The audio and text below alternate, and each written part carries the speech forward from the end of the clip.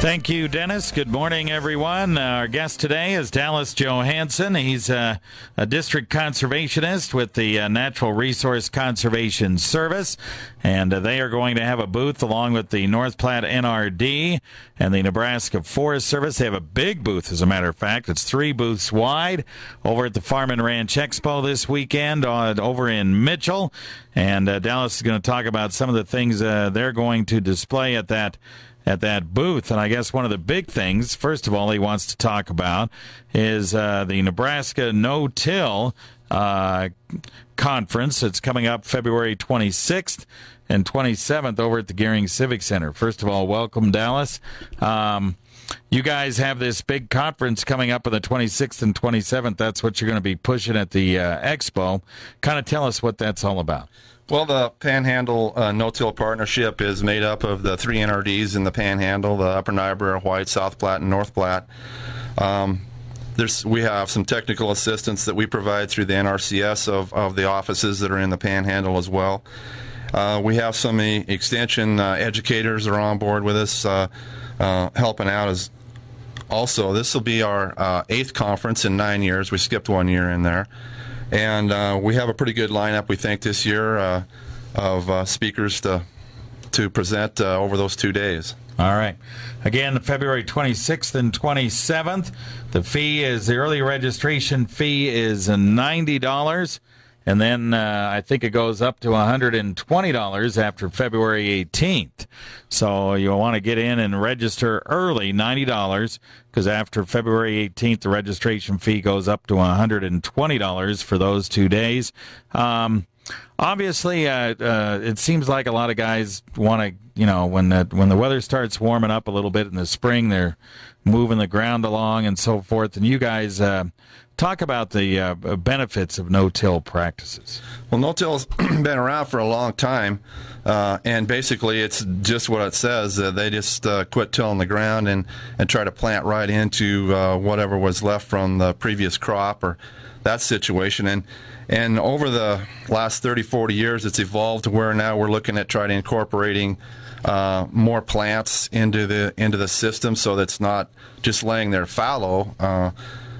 We do need to gather some of the 2 years worth of moisture to raise one crop sometimes, but if we can have another crop out there, we can improve some of the soil health and get it functioning like it should again. We've lost the ability for infiltration and water holding capacity through tillage. If people can kind of relate to filling a salt shaker, and when it gets full you tap the side of it and it settles down, that's what happens when we stir the soil with implements. We lose some of that pore space. A good healthy soil should have 50% pore space in it, and that provides room to hold moisture and also pores to infiltrate moisture, and when we kind of seal that up, we lose that. And having those other plants out there, we can have some that will create more carbon for the soil, which improves organic matter. We can try to improve the aggregate stability, and some of the plants, the legumes, will produce nitrogen for us in the soil, and so we have less inputs that we have to provide. Yeah, the less nitrogen you have to provide, the better off you are. And I guess you were mentioning there's 4 keys to improving soil health. Well, let's take a break, and we'll go through some of those right after this. Making the ordinary event extraordinary. You want a beautiful venue with added value, including a professional staff to assist in event planning, and the meat shop, a catering food trend for 30 years. It's all happening in Gehring, and we're just around the corner from you. Call West Nebraska's premier multifunction facility at 436-6888 or visit www.geringciviccenter.com. The Gehring Civic Center. True inspiration, beyond marvelous.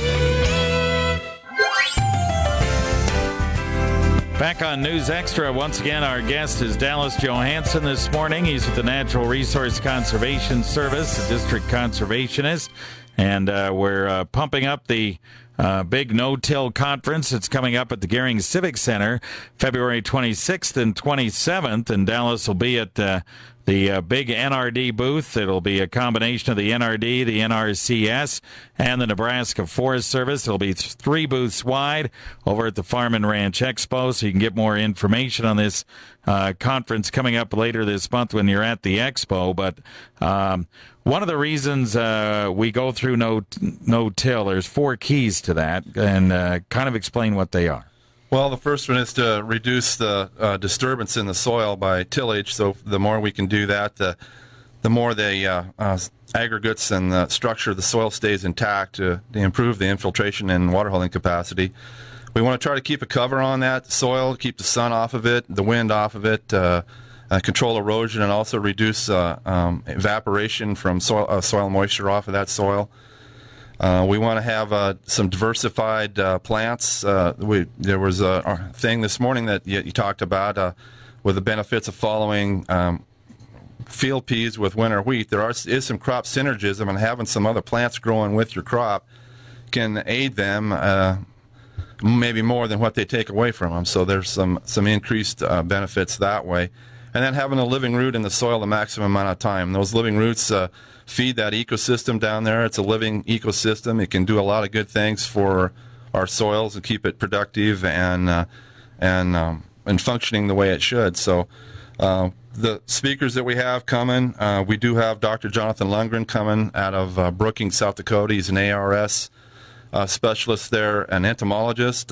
He's going to talk about the beneficial insects and the detrimental insects that we have. And you know, we had some outbreaks recently of stem sawfly in grains and things, and maybe there's some things we can do to try to control them without killing off all the beneficial insects. Dr. Ray Ward will be here, going to be talking about the Haney test. It's another way of looking at analyzing available nitrogen to the crops, and maybe there's more that the soil can give us than what we've been giving it credit for. That will reduce some of the inputs that we have to put in.